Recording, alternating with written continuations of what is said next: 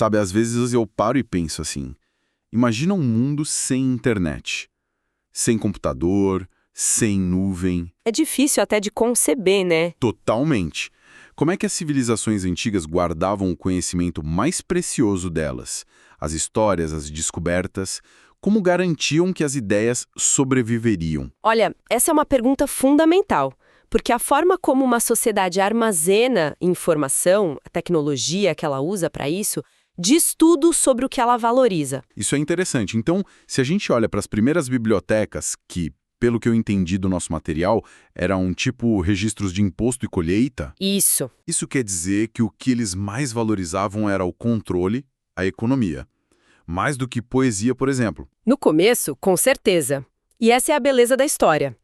Hoje a gente vai mergulhar exatamente nisso, nas primeiras e mais grandiosas bibliotecas da antiguidade. Essa jornada que o material propõe não é sobre livros antigos. Certo. É sobre poder, cultura, tecnologia e sobre a evolução do que a humanidade achava que valia a pena lembrar. A gente vai ver como o propósito e a forma desses acervos mudaram, assim, radicalmente. Perfeito. É uma viagem aos ancestrais do Google, só que em argila, papiro e pergaminho. Então, vamos lá, pelo começo. O material leva a gente para a Mesopotâmia, para a Suméria. A biblioteca de Uruk, mais de 4.000 anos antes de Cristo. É até difícil de imaginar, e como você disse, o que eles guardavam não era exatamente literatura. A lista que a gente tem aqui é super pragmática. Registros econômicos, catálogos de flora, fauna. Exato. A escrita e organização da informação não nascem de um desejo poético. Nascem de uma necessidade administrativa pura. Quantos sacos de grãos a gente tem? Quem pagou imposto? A escrita cuneiforme, que era aquele sistema de marquinhas na argila mole, era ferramenta para isso. E o suporte, a tabuleta de argila, era incrivelmente duradouro, por isso que a gente tem milhares delas até hoje. Durável, sim, mas nada portátil. Eu fico imaginando um estudante da época. A mochila dele devia pesar uns 50 quilos. Com certeza não era uma leitura de bolso. Mas olha, as coisas começam a ficar mais sofisticadas. Se a gente avançar um pouquinho, o material nos leva para Ebla, na atual Síria. Certo. Lá, os arqueólogos acharam um arquivo com 16 mil tabuletas. E no meio delas, uma coisa incrível. Listas bilíngues. Palavras em sumério e heblaíta, lado a lado. São considerados os primeiros dicionários da história. Uau! Dicionários. E nesse mesmo período, surge uma ferramenta de organização que, lendo aqui, me surpreendeu de verdade. Os colofões. Ah, sim! Os colofões é o nascimento dos metadados. Peraí, metadados. Quer dizer que eles já estavam pensando em informação sobre a informação naquela época. Eu sempre imaginei uma coisa mais caótica, sabe? Um amontoado de tabletes. É uma surpresa, né? Mas mostra que assim que volume de informação cresce, o problema da organização aparece junto. O colofão foi a primeira solução genial para isso. Como funcionava? Pensa na informação que o seu celular salva quando você tira uma foto. Data, localização. Ah, claro. Os escribas em Nippur, que tinham um acervo de 30 mil tabuletas, estavam fazendo a versão em argila disso há 4.000 anos. Eram notas no final do texto dizendo: escrito por fulano, na cidade tal, no ano do rei Cicrano. Eles não estavam só escrevendo, estavam criando um sistema para o futuro entender o contexto. Isso muda tudo. Não é mais só um depósito, é um sistema. E lendo o material, uma biblioteca em particular me chamou a atenção. A de Nínive. A de Assurbanipal. Essa mesma. O que me impressionou não foi só o tamanho, quase 22 mil tabuletas, mas a ambição por trás. Parece que ele queria criar uma espécie de Google de argila. É isso. É a analogia perfeita. A ambição dele era explicitamente enciclopédica. Ele mandou escribas por todo o império para copiar e trazer textos de todas as áreas. Magia, medicina, literatura, astronomia. Ele queria juntar todo o saber do mundo num lugar só. É por causa dele que a gente tem a epopeia de Gilgamesh, né? Exatamente. A versão mais completa que sobreviveu veio de lá. E tem um detalhe divertidíssimo que o material aponta. Havia advertências gravadas nas tabuletas contra roubo. Sim, era o sistema de segurança da informação da época. E era bem mais intimidador que um e-mail de livro atrasado. Imagino. Eram maldições mesmo, tipo... Que os grandes deuses do céu e da terra amaldiçoem quem levar esta tabuleta. Mostra o valor imenso que eles davam àquilo. Talvez as bibliotecas de hoje devessem tentar isso. Mas ok, então a gente tem essas bibliotecas de argila, duráveis, mas nada práticas. Em algum momento alguém deve ter pensado, tem que ter um jeito melhor. Qual foi o próximo salto? O próximo salto nos leva para o Egito. E a grande inovação não foi um novo tipo de escrita, mas um novo suporte, que mudou absolutamente tudo: o papiro, feito da planta do Nilo. Isso, o papiro era leve, flexível, dava para enrolar. Foi uma revolução na portabilidade da informação. E qual foi o impacto disso na função das bibliotecas?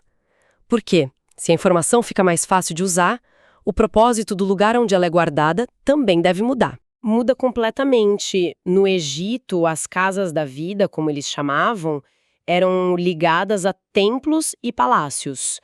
E não eram mais só arquivos de contabilidade, elas viraram centros de ensino. Ah, interessante. Os textos agora incluíam tratados de medicina, matemática, rituais religiosos. O conhecimento deixa de ser só um registro do passado e vira algo a ser ativamente estudado, copiado, transmitido.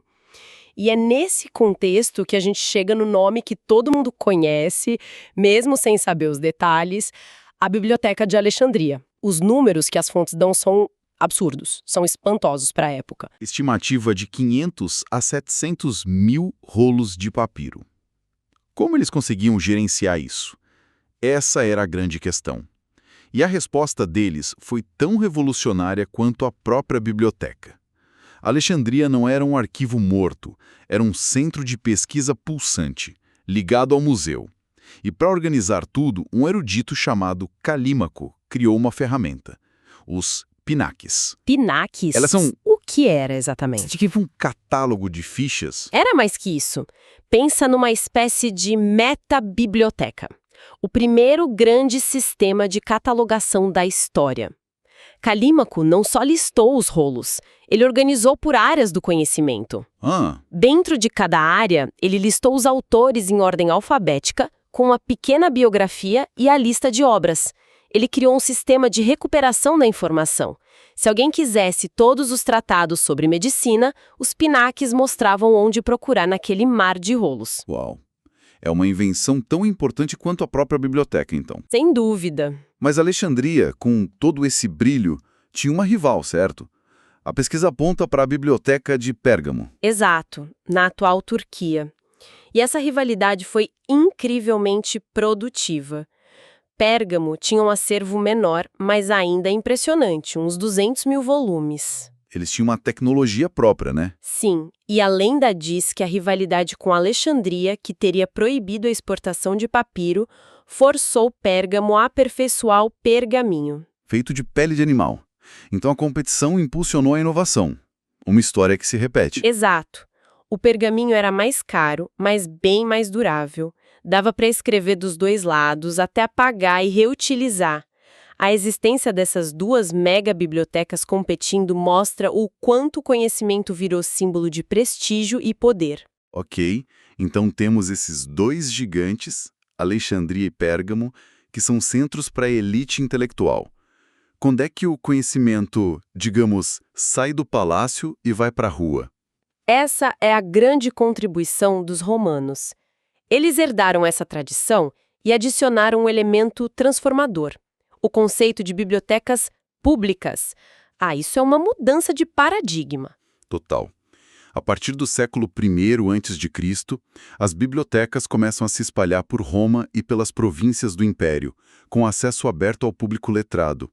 O conhecimento deixa de ser um tesouro guardado e vira um recurso cívico. E como eram essas bibliotecas romanas? Eram edifícios monumentais, uma declaração de poder e cultura. As fontes mostram que elas tinham seções separadas para obras em latim e em grego. Interessante. E em vez de só empilhar os rolos, eles desenvolveram um sistema de nichos e armários de madeira, que eles chamavam de armária. Então eles focaram na arquitetura da informação, literalmente. É uma ótima forma de colocar. E um detalhe que hoje parece óbvio, mas era novo, é que a leitura acontecia ali mesmo, em salas anexas. Criaram uma interface física para navegar no acervo. E os exemplos que chegaram até nós são impressionantes. A biblioteca Ulpiana, no Fórum de Trajano. Gigantesca, com uns 20 mil rolos. E os textos falam de uma preocupação explícita com a preservação. A estrutura tinha paredes duplas para evitar a umidade, por exemplo. Incrível. Já pensando em controle de ambiente, em arquivamento a longo prazo. Outro exemplo que me marcou foi a Biblioteca de Celso, em Éfeso. Ela não era só uma biblioteca. Não, ela tinha uma função dupla. Além de ser um centro cultural importante, o edifício foi construído como uma homenagem funerária monumental de um filho para o pai. Nossa, O pai dele, Tibério Júlio Celso, foi enterrado numa cripta sob o prédio. A biblioteca como um mausoléu para um homem e para as ideias que ele valorizava. a sabedoria como o legado mais duradouro. E o auge dessa grandiosidade toda talvez tenha sido a Biblioteca de Adriano, em Atenas. Sem dúvida. Pela descrição, era mais que uma biblioteca, era um complexo gigantesco. Quase um campus universitário. Exato. Um pátio central com 100 colunas, salas de leitura, auditórios para palestras, jardins. Para os romanos, a biblioteca virou parte integral da vida urbana, como os banhos públicos ou os teatros. Era uma demonstração de poder cultural e um serviço ao cidadão. O conhecimento se torna de fato monumental. Então, recapitulando essa nossa viagem, a gente começou com tabuletas de argila para registrar grãs em Uruk e terminou em complexos de mármore com jardins em Atenas. Uhum. Vimos a informação evoluir de um registro administrativo para um bem público e um símbolo de poder. E o fio condutor que une tudo isso, de Uruk a Roma, é a busca incessante por organização. Seja com um simples colofão numa tabuleta ou com os pinaques em Alexandria, o desafio sempre foi o mesmo que o nosso. Que é? Como encontrar o que se procura num volume crescente de informação? A luta contra a sobrecarga de informação não é um problema do século XXI. É um problema humano. É uma conexão poderosa. A gente só trocou a escala e o suporte, mas a angústia é a mesma. Exato, é. E isso me faz pensar, a biblioteca de Nínive tinha maldições para proteger as tabuletas. A Ulpiana tinha paredes duplas contra a umidade. Eles se preocupavam com a permanência física do conhecimento. Hoje, as nossas bibliotecas são digitais. Elas parecem infinitas, etéreas, flutuando na nuvem. Mas o quão permanentes elas são de verdade? Uma boa pergunta. Um arquivo corrompido, um servidor desligado, um formato que fica obsoleto em 10 anos. O que um arqueólogo do ano 4000 encontraria do nosso vasto mundo digital? E que tipo de colofão o nosso mundo está deixando para que eles possam um dia entender quem a gente foi?